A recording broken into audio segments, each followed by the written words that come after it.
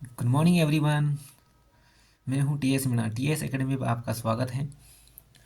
चलो, तो part two लेके आज से फिर से स्टार्ट करते हैं। तो क्वेश्चन पहला देख लेते हैं, है ना। तो वो बोल रहा है, एक संख्या को 13 से विभाजित करने पर शेषफल 1 बचता है। यदि भागफल को 5 से भाग देने पर शेषफल 3 बचता है। यदि इसी संख्या को 65 से भाग देने पर शेषफल क्या बचेगा। ठीक है, एक बार और क्वेश्चन रिपीट करता हूँ। एक संख्या को 13 से विभाजित करने पर शेषफल 1 बचता है। यदि भागफल को 5 से भाग देने पर शेषफल 3 बचता है। इसी संख्या को अगर 65 से भाग देने पर शेषफल क्या बचेगा। ठीक ठीक है, तो देखो सोल्व करते हैं। ये क्वेश्चन डायरेक्ट सोल्व नहीं होगा, इसको अपन ऑप्शन से नहीं कर सकते हैं। ठीक है, इसीलिए अपन ने एक फॉर्मूला लिखा था कल कि भाज्य बराबर भाजक इंटू भागफल प्लस शेषफल। शेषफल, ठीक है। ठीक ठीक है, ये बोल रहा है 13 से विभाजित करने पर शेषफल 1 बचता है। ठीक ठीक है, अपन ने माना कि भाज्य बराबर 13 से विभाजित यानी भाजक कितना है 13। ठीक, भागफल अपने को नहीं पता है, अपन ने मान लिया क्यों, शेषफल 1 बच रहा है। ठीक, अब अपनी यह एक संख्या बन गई। ये बोल रहा है कि यदि इसी भाजक को 5 से भाग देने पर, ठीक है, इसी भागफल को 5, ये क्या भागफल ही है, 5 से भाग देने पर शेषफल 3 बचता है। ठीक, यानी अपना भागफल ये, इसको अगर संख्या मानूं और अगर 5 से भाग लगाऊं तो नया अपना भागफल आएगा क्यू। ठीक है, और शेषफल बचेगा 3। यह क्यू की वैल्यू मैं यहाँ पे पुट कर देता हूँ, यह क्यू की वैल्यू यहाँ पे पुट कर देता हूँ। ठीक है, तो भाज्य बराबर 5, 13 इंटू 5 क्यू + 3 + 1। ओके, तो अपना आएगा भाज्य बराबर 13 का मल्टीप्लाई अंदर करो 65 क्यू प्लस यह आएगा 13 × 39 + 1। ठीक, बराबर, ठीक, ये कितना आया 65Q + 40। ठीक, अब ये बोल रहा है यदि जो भाग जा रहा है इसको अगर मैं 65 से भाग लगा देता हूँ तो मेरा शेषफल कितना बचेगा। 65 से भाग लगा देता हूँ तो मेरा शेषफल कितना बचेगा। शेषफल क्या 40 में 65 का भाग लगाएं, जा सकता है, नहीं जा सकता। तो मेरा आंसर ये 40 ही आएगा। मेरा आंसर ये 40 ही आएगा। आंसर क्या आएगा, ऑप्शन नंबर डी। ठीक ठीक है, क्वेश्चन इसका शॉर्ट नहीं बन सकता क्योंकि जो ऑलरेडी लॉन्ग है वो शॉर्ट नहीं बन सकती। ठीक ठीक है, अब देखो अगला क्वेश्चन क्या बोल रहा है। एक संख्या को 7 से गुणा करने पर प्रत्येक अंक 3 आता है। एक संख्या को 7 से गुणा करने पर प्रत्येक अंक 3 प्राप्त होता है। सबसे छोटी संख्या क्या होगी। ठीक ठीक है, अब देखो अपन क्या करते हैं, बिल्कुल जो उसमें कहा है उसको फॉलो करते हैं। जो थ्योरी में कहा है अपने को, किसी संख्या को मैंने मान लिया कोई भी नंबर अपना ये है 16, कोई भी नंबर मेरा कितना है 7। इस 7 को, कोई भी नंबर मेरा कितना है 7, इस कोई भी नंबर मेरा अपने को नहीं पता है कि वो संख्या कौन सी है, तो वो संख्या अपन n मान ली। इसको अगर 7 से डिवाइड करूं तो प्रत्येक संख्या 3 आती है। अब अपने को ये कैसे पता करें कि 3 कितनी बार, ऑप्शन में अपना 3, ऑप्शन में अंक कितने हैं, ऑप्शन में कितने अंक है 5 5, तो अपने को यहाँ पर 5 लेना पड़ेगा।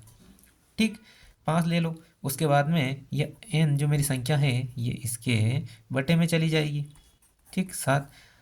अब जो संख्या आएगी वो इसका आंसर आ जाएगा। उसने कहा है कि मेरी किसी भी संख्या का 7 से गुणा कर रहा हूँ तो वो संख्या मेरी कौन सी बन रही है, वो संख्या 3 3, प्रत्येक अंक 3 3 आता है। ठीक ठीक है, तो अपन वो निकाल ली, तो ये संख्या यहाँ से डिवाइड करूँ तो ये आ जाएगा। ये कितना आएगा 7 चौक 28, रिमेनिंग कितना बचा 5 53, साथ ही 49, कितना बचा 4, फिर 4 43, 7 छंग 42। ऐसे करके निकाल लो कौन कौन सी संख्या आ रही है, ये दोनों दोनों में मिल सकती हैं, एक बार और निकालो। ठीक है, एक बार निकालो तो 7 एकम 7। अब देखो निकलो कौन में से आ रही, 4 संख्या यहाँ से में कॉमन हो रही, इसमें नहीं है, इसमें भी नहीं है, इसमें भी नहीं है, इसमें है, यानी ऑप्शन नंबर ये है। ठीक है, निकाल लो यहाँ से, ये आएगी तो ये संख्या आ जाएगी। ठीक ठीक है, आगे देखो।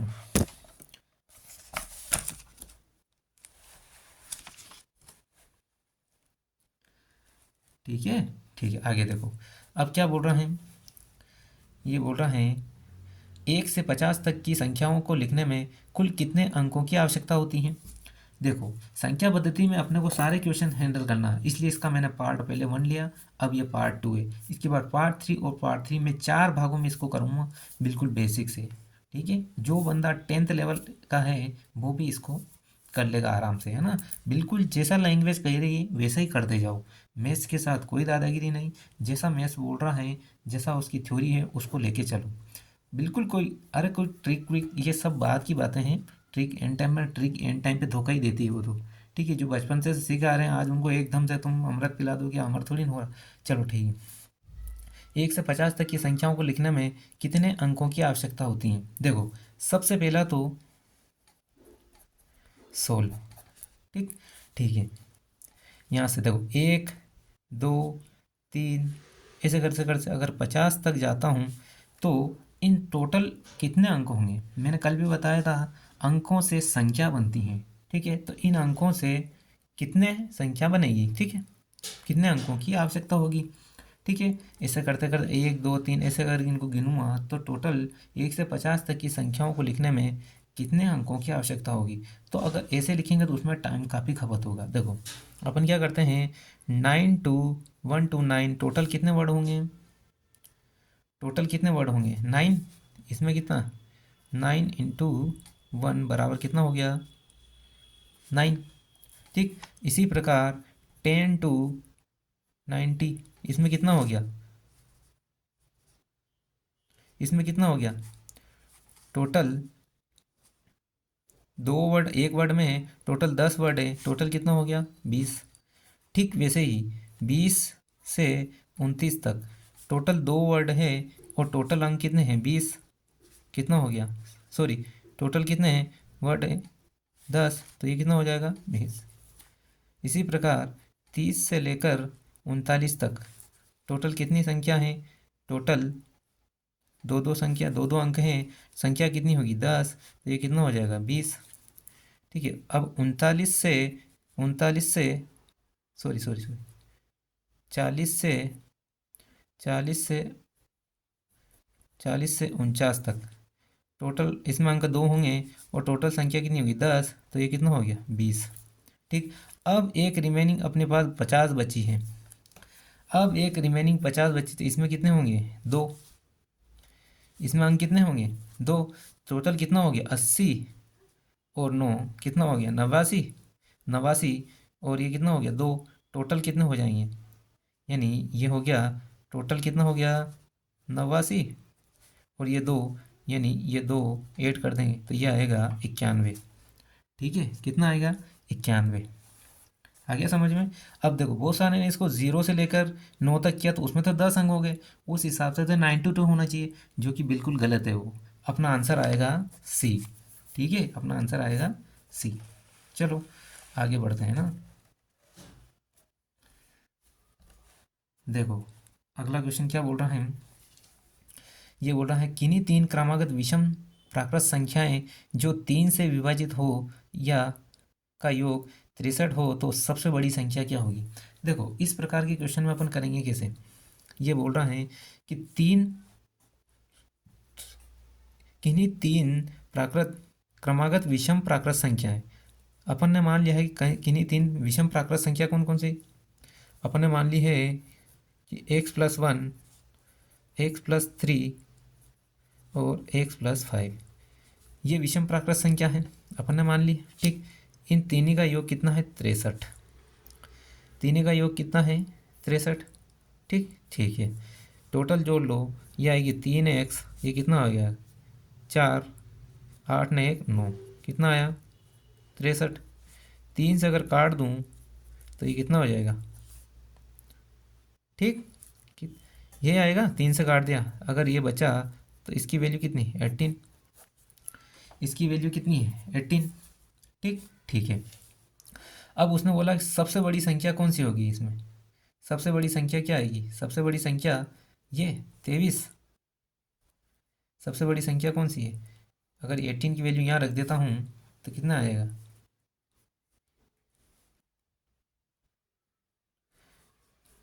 तो एक आएगी, इसकी वैल्यू इसमें सबसे बड़ी संख्या की सबसे, हाँ सबसे बड़ी संख्या यही है। सबसे बड़ी संख्या इसमें रख देता हूँ तो कितना आएगा? 18 + 5 कितना आएगा? 23। आंसर कितना आएगा? 23। आंसर इसका कितना आएगा? 23। ठीक, ठीक है।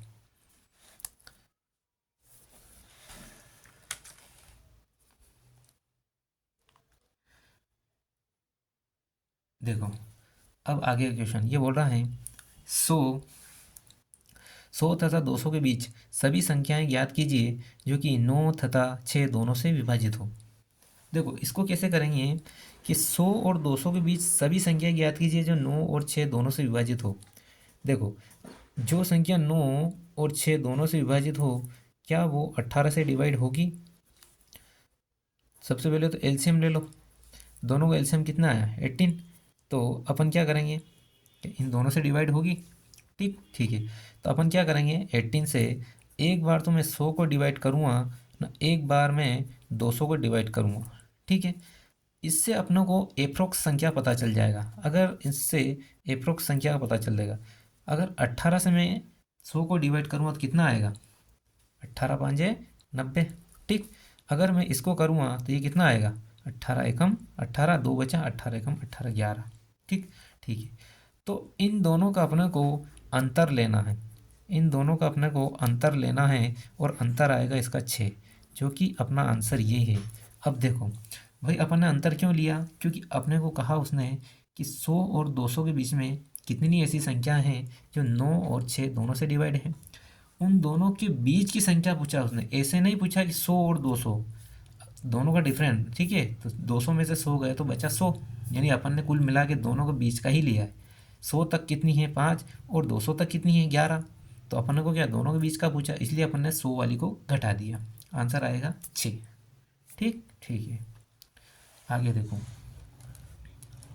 आगे एक सिंपल सा क्वेश्चन है। ये बोल रहा है यदि एक संख्या को 92 से विभाजित करने पर शेषफल 54 बचता है तो उस संख्या को 16 से विभाजित करने पर शेषफल क्या बचेगा? देखो इसका एक फॉर्मूला लिखाया था मैंने, इसका एक फॉर्मूला लिखाया था मैंने, सोल्व कि भाज्य भाज्य बराबर भाजक इंटू भागफल प्लस शेषफल। इससे भी इसका आंसर आ जाएगा, लेकिन इससे लंबा हो जाएगा। अगर ऐसा सिंपल क्वेश्चन दे रखा है अपने को, देखो इससे अगर सिंपल क्वेश्चन दे रखा अपने को, तो अपने को इस क्वेश्चन में कुछ नहीं देखना है। जो शेषफल दे रखा है मुझे, जो शेषफल दे रखा है, इसी शेषफल को इसी शेषफल को लेना है, इसी शेषफल को लेना है। और जो शेषफल दे रखा है और बोल रहा है कि इस संख्या को अगर 16 से विभाजित कर दूं तो शेषफल क्या है, इसी शेषफल को 16 से विभाजित कर दूं तो 16 या 48, रिमेनिंग बचेगा मेरा 6। यही आंसर है।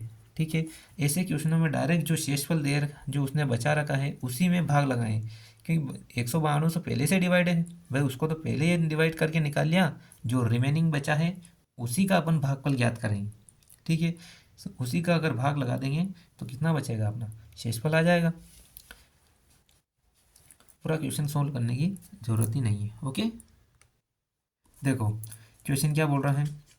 क्वेश्चन बोल रहा है एक भाग के एक प्रश्न में भाजक भागफल का 7 गुना है। क्या बोल रहा है?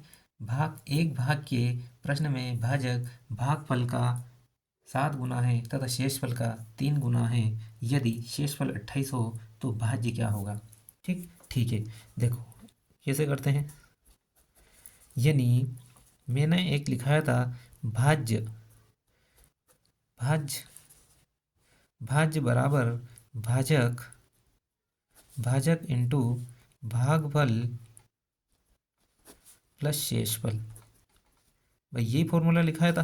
ठीक, अब ये बोल रहा है जो मेरा भाजक है, यह भाजक भागफल का 7 गुना है। और यही भाजक जो है शेषफल का शेष शेषफल का 3 गुना है। ठीक ठीक है यार, शेषफल तो मेरे को दिया है 28, शेषफल तो दिया है 28 और ये इसका 3 गुना है, यानी मेरी भाजक की वैल्यू आ जाएगी 3 8 24, 3 दूनी 6 ने 2 8, यानी मेरा भाजक कितना आया, इतना आया। ठीक ठीक है, अब मैं क्या करूं, मेरे पास भाजक है, अतः भागफल निकल जाएगा। क्या भागफल आ जाएगा, इस भाजक की वैल्यू कितनी आई 84, ये मेरा भागफल है। मल्टीप्लाई 7, 7 से इसको काटूँगा तो मेरा भागफल कितना आ जाएगा, भागफल बराबर आ जाएगा 12। ठीक, अब मेरे को ये निकालना था, भाज्य निकालना था। यदि इस भाज्य की वैल्यू भाजक कितना दे रखा मेरा भाजक आया है 84। ठीक, भागफल कितना दे रखा है 12, शेषफल कितना दे रखा है 28, टोटल इसमें से निकाल लूँ वैल्यू। ठीक है, टोटल वैल्यू निकालूंगा तो ये आएगा 1036, 1036, जो कि आंसर ये है। बिल्कुल मैंने बेसिक से करा है इसको, जैसा थ्योरी ने कहा वैसा वैसा करता गया, जैसा थ्योरी ने कहा वैसा वैसा आपको भी ऐसे ही करना है। अभी शॉर्ट ट्रिक के चक्कर में नहीं पड़ना है, ठीक है। शॉर्ट ट्रिक के चक्कर में कोई शॉर्ट ट्रिक नहीं होती, जो भी बोलते हैं ना शॉर्ट ट्रिक, वो घर पे 4 बार करके देख लेते हैं, बीच में 4 स्टेप छोड़ देते हैं, आंसर पे आ जाते हैं, बच्चों को बिल्कुल समझ में नहीं आता। ठीक, आपको जैसा थ्योरी कह रही वैसा ही करना है, ठीक है। चलो आगे बढ़ते हैं।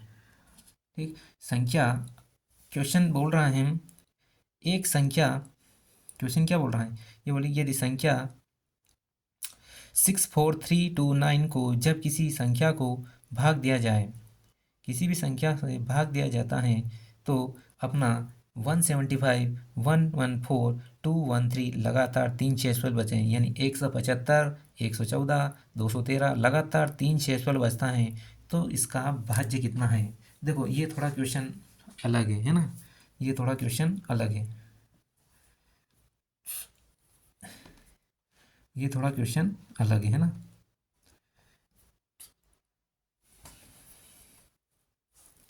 इसको कैसे करेंगे, सबसे पहले सोल्व। देखो ये थोड़ा क्वेश्चन अलग है और थोड़ा अच्छा भी है, ठीक है, थोड़ा अच्छा भी है, क्वेश्चन आने तरीका है, बैंकिंग में आ सकता है, ठीक है। हालांकि मैथ्स में इतना डिफरेंस नहीं है, आल क्वेश्चन में आ सकता है। 4346432 ठीक ठीक है। अब देखो ये मेथड तो आपको याद ही होगी। मान लिया जाए कि यहाँ कुछ भी संख्या है, अपने पास यहाँ पे कुछ भी संख्या है, ठीक। अभी उसने ये नहीं बताया कि यहाँ क्या क्या है, अब अपने को इसने बताया कि शेषफल कितना बचता है 175, इतना ही बच रहा है, यानी पहला मेरा शेषफल कितना है ये। यार मेरी बात सुनो, यहाँ पे कुछ आया होगा तभी तो ये बचा है, आराम से सुनो। मतलब मैंने किसी भी संख्या से इसको डिवाइड किया होगा तो यहाँ पे कुछ संख्या आई होगी, और उस संख्या को इसमें से माइनस किया, यहाँ पे जो संख्या आई उसको इस संख्या में से माइनस किया तभी तो ये आया। तो क्या मैं इस संख्या में से इसको घटा दूँ 643,175, अगर मैं इस संख्या में से इसको घटा दूं तो यहाँ वाली संख्या मेरे को मिल जाएगी। 13 में से 5 गए तो कितना बचा 8, 13 में से 7 गया तो कितना बचा 6, 5 में से 1 गए तो कितना बचा 4, ठीक है। कितना आया, तो यहाँ पे आया 468, कितना आया 468, 468 होगा तभी तो मेरा शेषफल यही बचा है, ठीक ठीक है। अब अपन ऊपर से 2 उतार लेते हैं, ठीक। अब इसके नीचे क्या बोल रहा है कि दूसरी संख्या जो है मेरी बच रही 411, क्या बच रही है 411, यही बच रही दूसरा शेषफल। तो ये मेरा दूसरा शेषफल क्या बच रहा है ये। अब मेरी बात सुनो, यहाँ पे कुछ ना कुछ संख्या होगी तभी तो ये आई होगी भाई, इस संख्या में से ये वाली संख्या घटेगी तभी तो ये आई। तो मैं क्या करूँगा 1752 में से 114 अगर घटाता हूँ, जब 12 में से 4 गए तो कितना बचा 8, 4 में से 1 गए तो 3, कितना बचा 7 में से 1 गए तो 6 और 1 का 1, यानी यहाँ पे मेरी संख्या आई होगी 1638। भाई मेरी यही तो संख्या आई होगी, तभी तो ये शेषफल बच रहा है। अरे भाई इस संख्या में से ये घटेगी तभी तो ये बचेगा शेषफल। ठीक, अब मैं ऊपर से क्या करता हूँ कि 9 ले लेता हूँ। ठीक, और अब मेरा तीसरा जो शेषफल कितना है वो है 213। ठीक, अब देखो यहाँ पे कुछ ना कुछ संख्या होगी, यहाँ पे कुछ ना कुछ संख्या होगी तभी तो शेषफल ये बचेगा, ये मेरा तीसरा शेषफल। देखो यहाँ पे जो संख्या घटेगी तभी तो ये आएगा, तो मैं इस संख्या में से इसको घटा दूँ तो ये संख्या मिल जाएगी, यानी 1149 माइनस, ठीक है। देखो कितना आएगा, तो 213 ये घटाऊँगा तभी तो ये संख्या मिलेगी। भाई इस संख्या में से ये घटी होगी तभी तो ये शेषफल बचा, इसीलिए मैं इस संख्या में से इस संख्या को घटा दूँ तो ये संख्या मिल जाएगी मेरे को। ठीक, इसमें से घटाते हैं तो कितना बचा, 6।